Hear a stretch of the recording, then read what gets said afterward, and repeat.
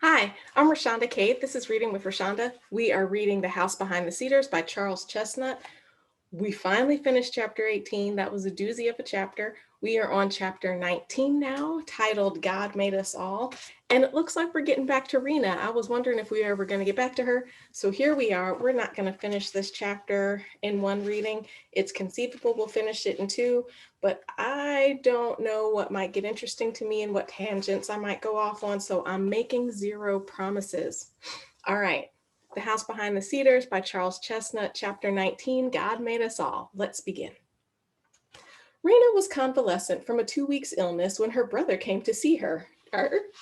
Okay, what? Warwick came to Batesville? All right. He arrived at Patesville by an early morning train before the town was awake and walked unnoticed from the station to his mother's house. Are we sure he was unnoticed?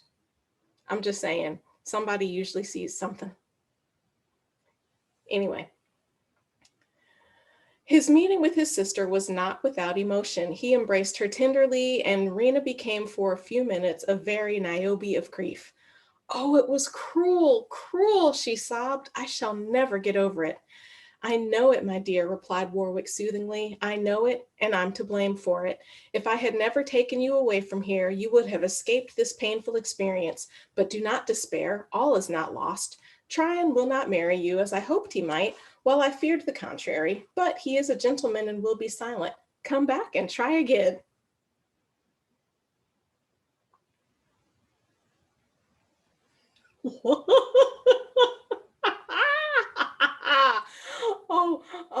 Oh, okay. Tryon will not marry you, as I hoped he might, while I feared the contrary, but he is a gentleman and will be silent. Come back and try again.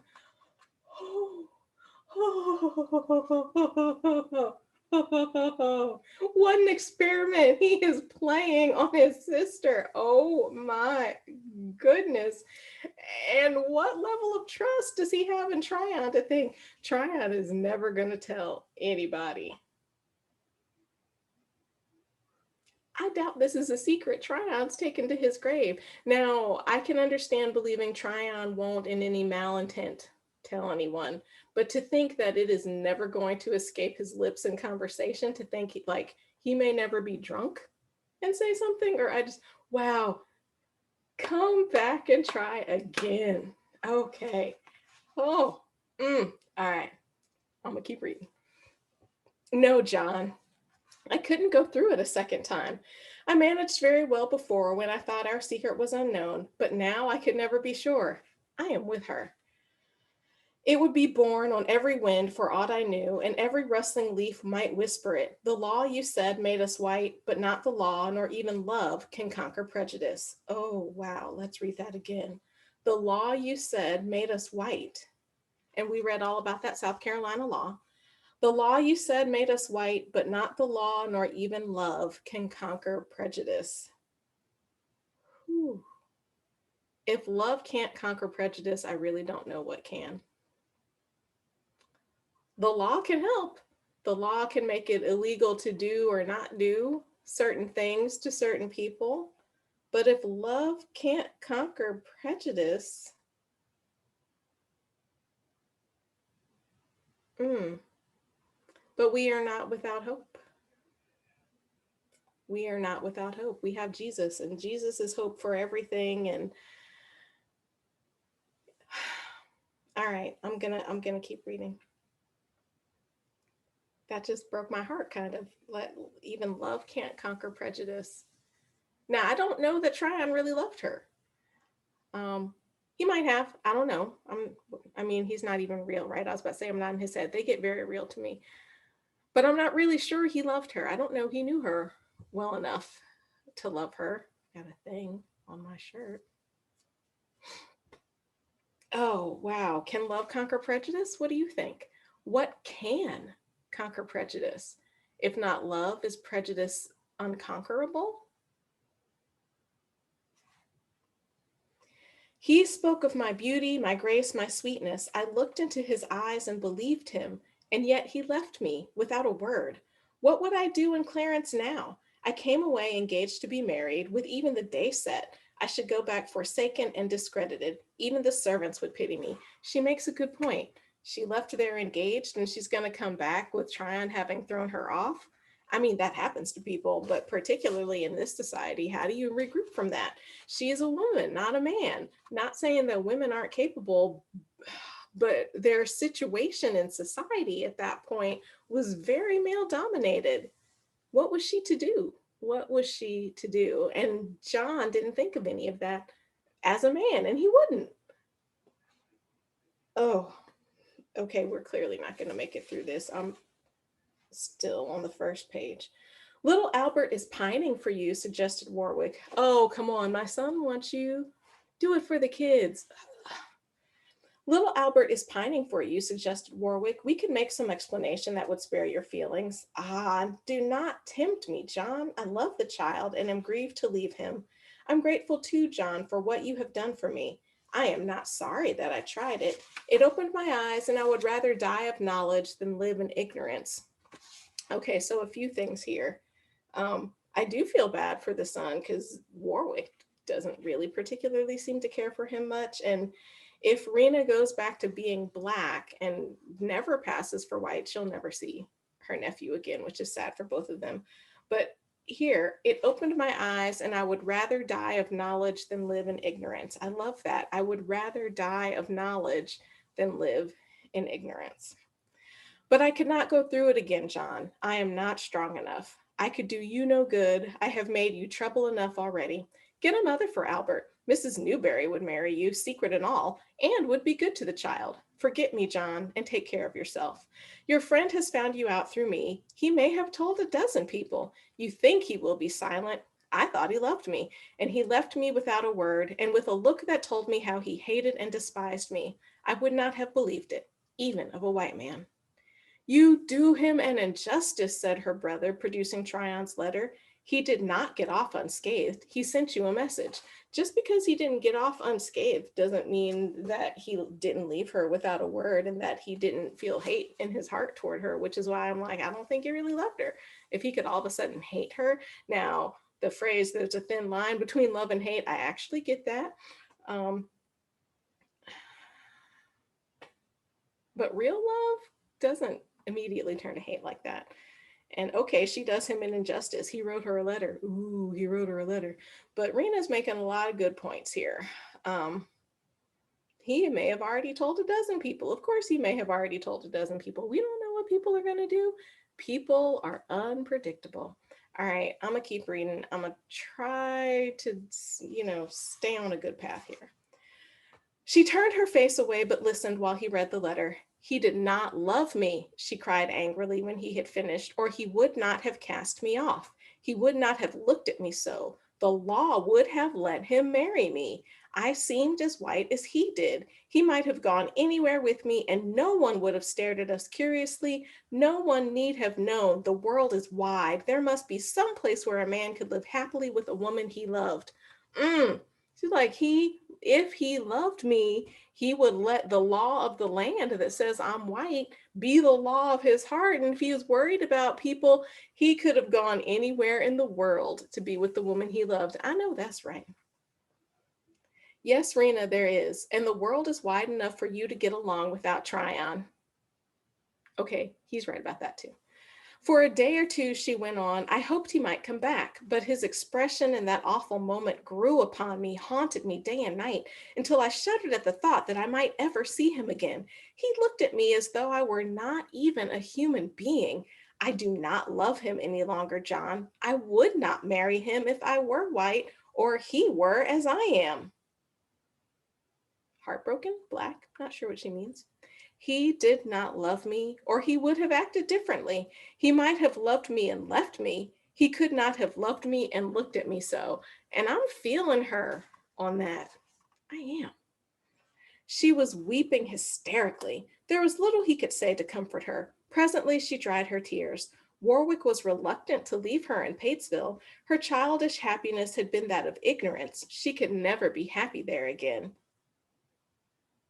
He makes a point, but you can be happy anywhere you set your mind to be, right? Like we learn to be content in all of our circumstances. She had flowered in the sunlight. She must not pine away in the shade. I do think, though, that once you have lived freely, you can't go back to not. Now, I don't know what that means for Rena, but I think she can find a way to live freely as a Black woman. At least she can try. I mean, I don't know what she's going to do. I don't even know what I think she should do. I love books.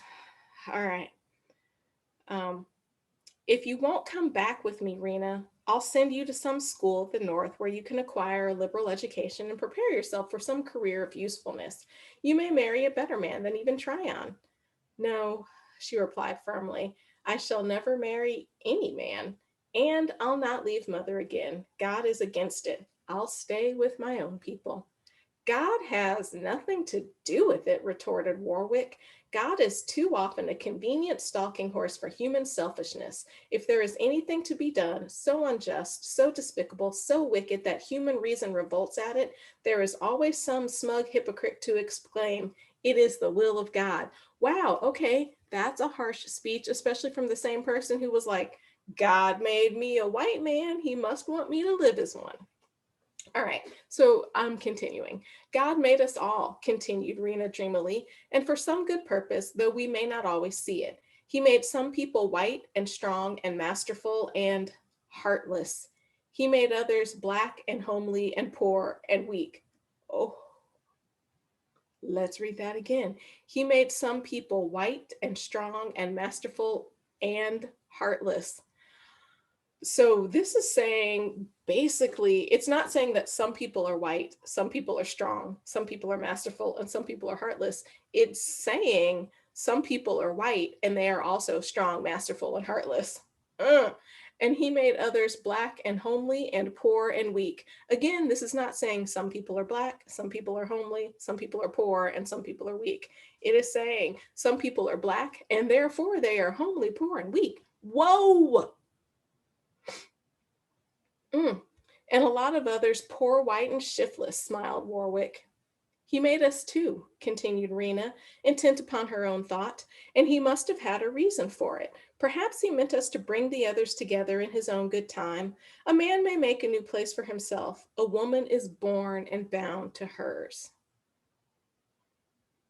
A man may make a new place for himself, as John Warwick did. A woman is born and bound to hers. Listen to the language of slavery there. You are born a slave and you are bound to stay a slave. You are born a woman and bound to whatever your circumstances are, and there's nothing you can do. God must have meant me to stay here, or he would not have sent me back. I don't know that he sent her back. She was being a good daughter and went to go check on her mom, but I don't know that God was like, yeah, you need to go back and check on your mom. I also don't think God is all about forgetting your parents and never checking in on them. I'm just saying this particular instance, she just felt like going, so she went. Not saying that it's wrong, but I'm also not saying that that was necessarily a directive from God. I shall accept things as they are. Why should I seek the society of people whose friendship and love one little word can turn to scorn? I was right, John. I ought to have told him. Suppose he had married me and then had found it out. To Rena's argument of divine foreordination, Warwick attached no weight whatever. He had seen God's heel planted for 4 long years upon the land which had nourished slavery. Had God ordained the crime that the punishment might follow? It would have been easier for omnipotence to prevent the crime. The experience of his sister had stirred up a certain bitterness against white people, a feeling which he had put aside years ago with his dark blood, but which sprang anew into life when the fact of his own origin was brought home to him so forcibly through his sister's misfortune. His sworn friend and promised brother-in-law had thrown him over promptly upon the discovery of the hidden drop of dark blood. How many others of his friends would do the same if they but knew of it? All of them? I don't know. He had begun to feel a little of the spiritual estrangement from his associates that he had noticed in Rena during her life at Clarence. The fact that several persons knew his secret had spoiled the fine flavor of perfect security hitherto marking his position. George Tryon was a man of honor among white men and had deigned to extend the protection of his honor to Warwick as a man, though no longer a friend, to Rena as a woman, but not as a wife. Tryon, however, was only human, and who could tell when their paths in life might cross again, or what future temptation Tryon might feel to use a damaging secret to their disadvantage.